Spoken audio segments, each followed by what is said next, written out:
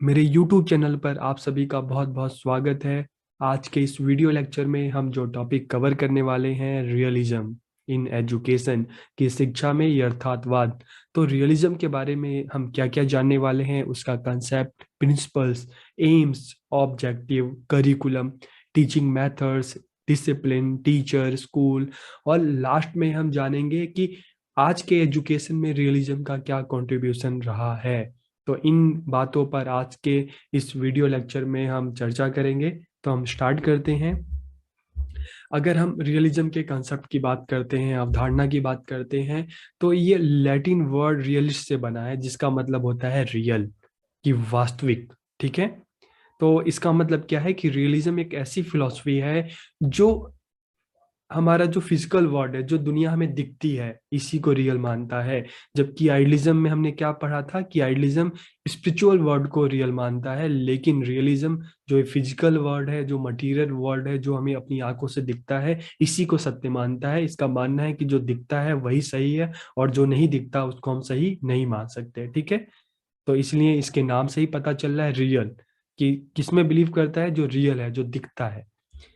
तो ये दो शब्दों से बना है, रेस और इज्म। रेस मीन्स होता है ऑब्जेक्ट, एंड इज्म मीन्स होता है रिफ्लेक्शन, इमेज। ठीक है। तो इसका मतलब क्या हुआ कि ये मटेरियल वर्ल्ड को ही सही मानता है, जो ऑब्जेक्ट है उसको ज्यादा सही मानता है, और ये जो आइडियाज हैं उसको ट्रूथ नहीं मानता, ये ऑब्जेक्ट को ट्रूथ मानता है। ठीक है। It believes that the world is composed of matter rather than idea. इसका मानना है कि दुनिया जो बनी है, ये मैटर से बनी है, वस्तुओं से बनी है, ना कि विचारों से बनी है। ठीक है। तो आइडियलिज्म के बिल्कुल अपोजिट फिलोसफी है रियलिज्म। आगे हम देखते हैं, reality is based on object, कि वास्तविकता वस्तु पर आधारित होती है। मतलब जो दिखती है, जो हमें आंखों से दिखाई देती है, वही रियल है। ठीक है। जो चीजें हमें अपनी आंखों से, जो वस्तुएं दिखाई दे रही हैं, वही रियल है। उसके अलावा और कोई रियलिटी नहीं है, और कुछ रियल नहीं है। Ideas are only the images of the physical world, कि आइडियाज के बारे में रियलिज्म क्या कहता है कि आइडियाज तो वही है ना, जब हम अपने फिजिकल वर्ल्ड को देखते हैं, जो चीजों को देखते हैं, उसके उनको देखने के बाद हमारे मन में जो ख्याल आए, वही आइडियाज हैं। ठीक है। तो ideas are only the images of physical world, की विचार केवल भौतिक दुनिया की छवियां हैं और कुछ नहीं है। It gives more emphasis on the utilization of the real world, कि वास्तविक दुनिया के उपयोग पर अधिक जोर देता है, क्योंकि इसका मानना है कि जब फिजिकल वर्ल्ड ही रियल है, तो हमें अपने आप को इस फिजिकल वर्ल्ड के लिए तैयार करना है। तो इसीलिए कब हो सकता है कि जब हम अपने आसपास की जो चीजें हैं, जो वस्तुएं हैं, उसको हम ज्यादा से ज्यादा यूटिलाइज करें, ताकि हम अपने लाइफ को और अच्छा बना सकें, अपने इस फिजिकल वर्ल्ड के लिए खुद को तैयार कर सकें, और अपनी लाइफ को बहुत अच्छे से जी सकें। तो इसलिए किस पर ज्यादा जोर दे रहा है कि जो ये फिजिकल वर्ल्ड है, जो रियल वर्ल्ड है, इसको हम ज्यादा से ज्यादा इसको यूटिलाइज हमें करना चाहिए। It follows the natural values, कि ये प्राकृतिक मूल्यों में विश्वास करता है। कौन कौन से हैं? Life, health, knowledge, social interaction.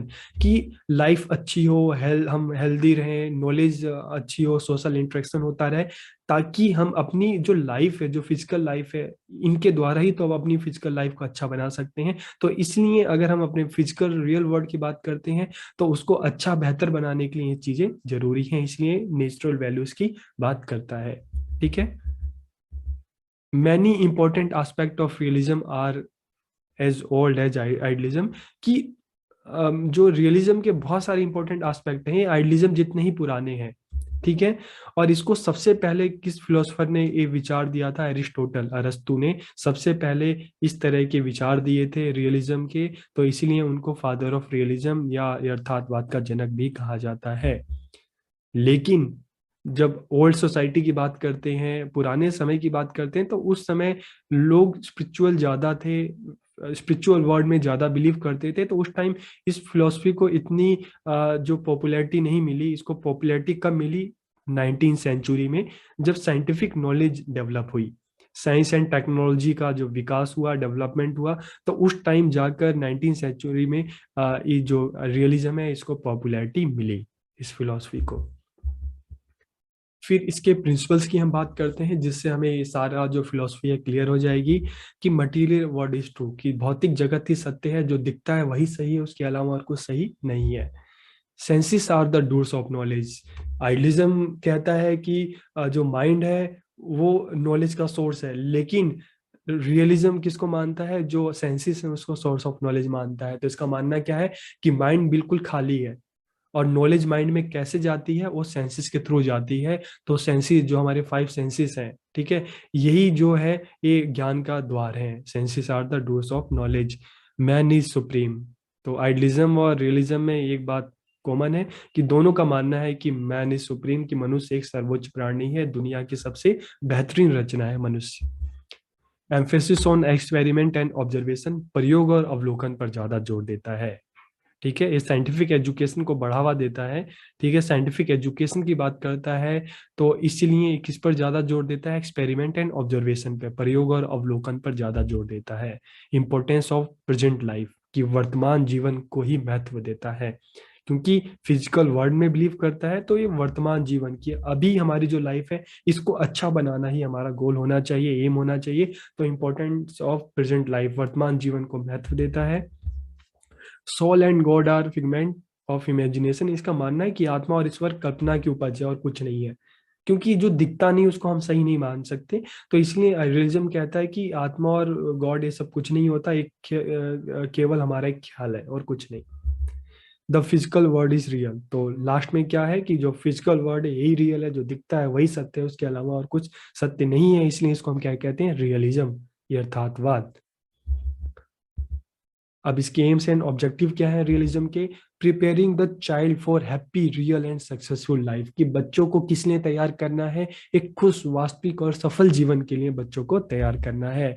Developing the physical and mental power of the child, कि बच्चे की शारीरिक और मानसिक शक्तियों का विकास करना है, ताकि बच्चा जो अपनी ये लाइफ है, जो ये फिजिकल लाइफ है, ये मटेरियल वर्ल्ड में रह रहा है, इसको और अच्छे से जी सके, बेहतरीन तरीके से जी सके, और अपनी अपनी लाइफ को, जो लाइफ के गोल है उसको अचीव कर सके। ठीक है, तो इसलिए इनके लिए हमारी फिजिकल एंड मेंटल डेवलपमेंट बहुत जरूरी है। ये बात आइडियलिज्म ही कहता है।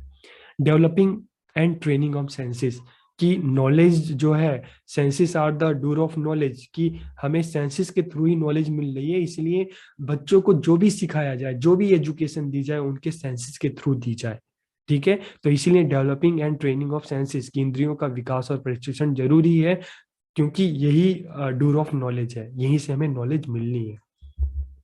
इम्पार्टिंग वोकेशनल एजुकेशन, एक नई चीज कि व्यावसायिक शिक्षा पर ज्यादा जोर देता है, क्योंकि फिजिकल वर्ल्ड की बात कर रहा है और फिजिकल वर्ल्ड में अपनी लाइफ को बेहतर करने की बात कर रहा है। इसलिए इम्पार्टिंग वोकेशनल एजुकेशन, की बच्चों को वोकेशनल एजुकेशन भी दी जाए, ताकि बच्चों को अलग अलग जो वोकेशन है उसके लिए तैयार किया जा सके।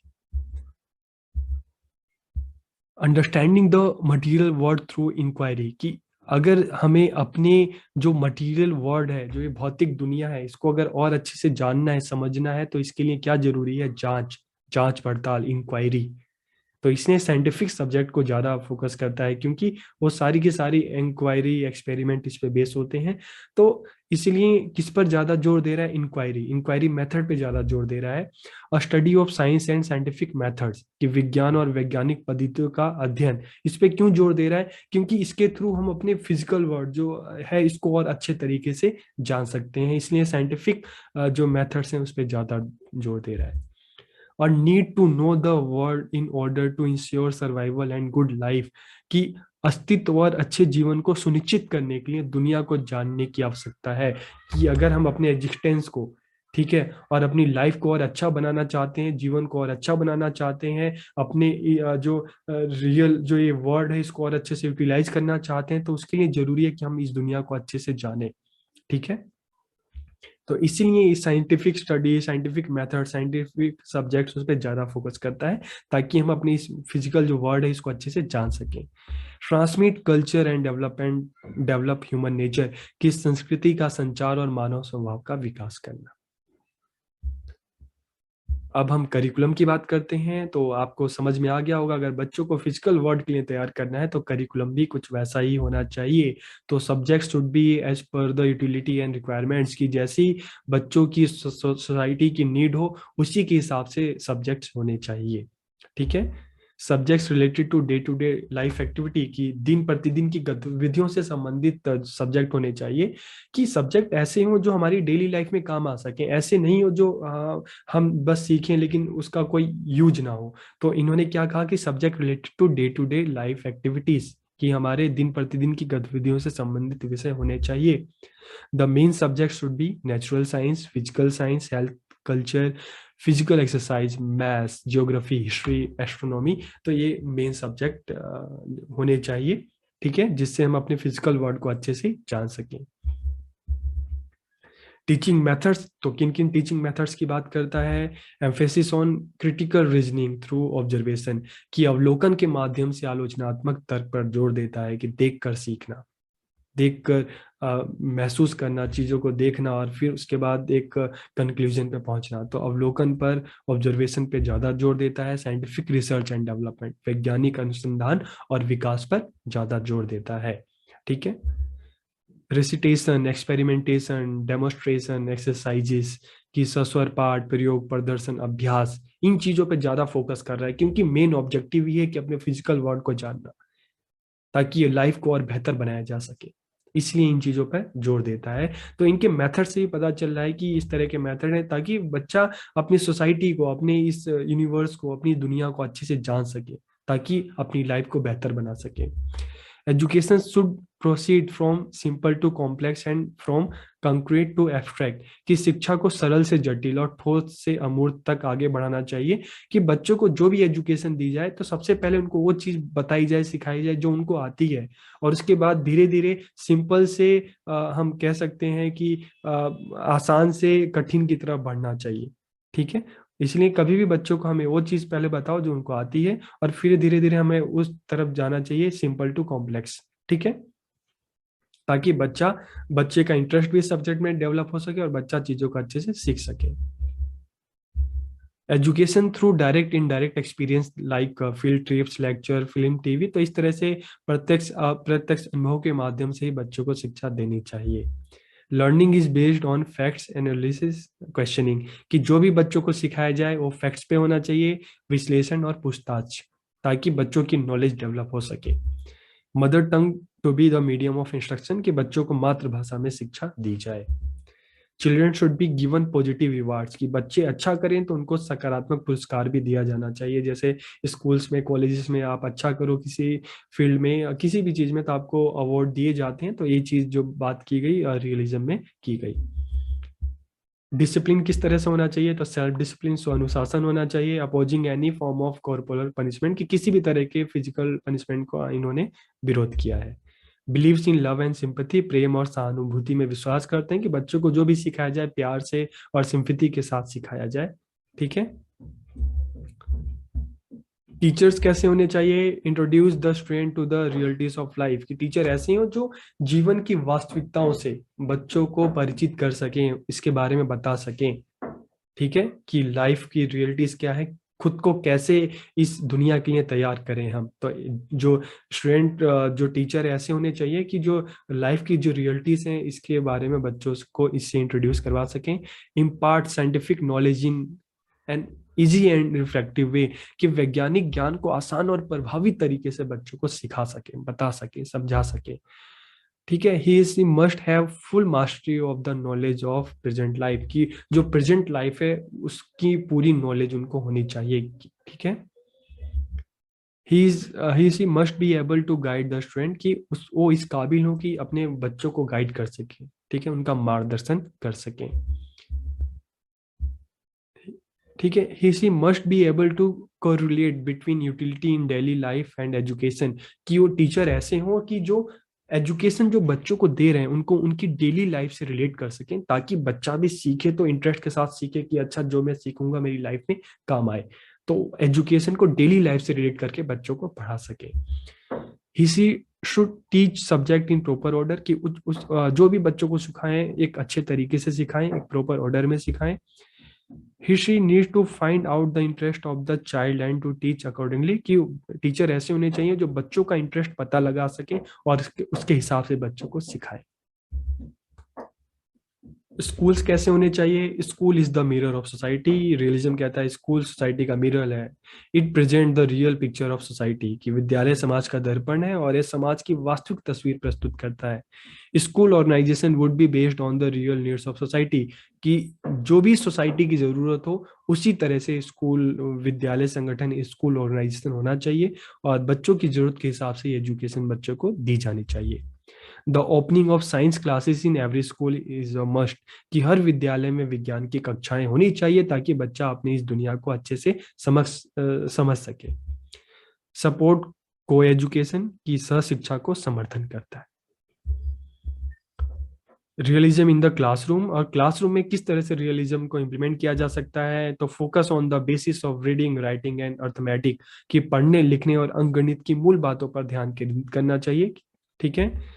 The classroom environment is highly structured and organize, कि क्लासरूम का वातावरण अत्यधिक संरचित और व्यवस्थित होना चाहिए ताकि बच्चों को सिखाने के लिए एक उचित माहौल तैयार किया जा सके। यूटिलाइजेशन ऑफ स्टैंडर्डाइज टेस्टिंग, कि बच्चों की काबिलियत का पता लगाने के लिए, ठीक है, उनके इंटरेस्ट का पता लगाने के लिए स्टैंडर्डाइज टेस्ट होना चाहिए। Education should be fun and interesting for the student, कि विद्यार्थियों के लिए शिक्षा मजेदार और रोचक होनी चाहिए ताकि बच्चा खुशी खुशी चीजों को सीखे। Education should prepare student for life in the real world, की एजुकेशन ऐसी हो जो बच्चों को जो रियल वर्ल्ड है, जो वास्तविक दुनिया है, जो मटेरियल वर्ल्ड है, इसके लिए तैयार कर सके। ठीक है। Use of scientific investigation and senses in order to learn, की अधिगम के लिए वैज्ञानिक जांच और इंद्रियों का उपयोग, जैसे हमने बात की। School should be promote human rationality through observation and experimentation, कि विद्यालयों को अवलोकन और प्रयोग के माध्यम से मानवीय तर्क शक्ति को बढ़ावा देना चाहिए, बच्चों को सिखाना चाहिए। It concentrates on the humanistic and scientific principles, कि यह मानवतावादी और वैज्ञानिक सिद्धांतों पर ध्यान केंद्रित करता है, जहाँ पे बच्चा अपने रियल वर्ल्ड को भी जाने और उसमें एक ह्यूमनिस्टिक फीलिंग भी डेवलप हो। ठीक है। अब हम बात करते हैं contribution of realism in current education की। Realist teacher focus on teaching scientific methods of problem solving, की यथार्थवादी शिक्षक समस्या समाधान के वैज्ञानिक तरीकों को पढ़ाने पे ध्यान केंद्रित करते हैं ताकि बच्चा अपनी ये जो लाइफ है इसको और अच्छा बना सके, इसकी प्रॉब्लम्स, जो भी प्रॉब्लम्स है उसको सॉल्व करके आगे बढ़ सके। Realist teacher believe in the importance of experiment learning, की यथार्थवादी शिक्षक प्रायोगिक शिक्षा को ज्यादा महत्व देते हैं। ठीक है। Realist teacher should be experts in their subject matter, की अर्थातवादी शिक्षक अपनी विषय वस्तु के विशेषज्ञ होने चाहिए। एम्फेसिस ऑन प्रैक्टिकल नॉलेज, के व्यवहारिक ज्ञान पर ज्यादा जोर देता है। तो इसका कंट्रीब्यूशन है, प्रॉब्लम सॉल्विंग की बात करें, चाहे एक्सपेरिमेंट लर्निंग की बात करें, चाहे सब्जेक्ट में मास्टरी की बात करते हैं या प्रैक्टिकल नॉलेज की बात करते हैं, तो ये जो सारी चीजें हैं आज के टाइम में, ये कंट्रीब्यूशन है रिलीजन का हमारी एजुकेशन में। तो आपको ये वीडियो कैसा लगा आप जरूर बताइए, अपना फीडबैक जरूर दीजिए। अच्छा लगे तो अपने दोस्तों के साथ भी इसको शेयर कीजिए। आप सबका बहुत बहुत धन्यवाद।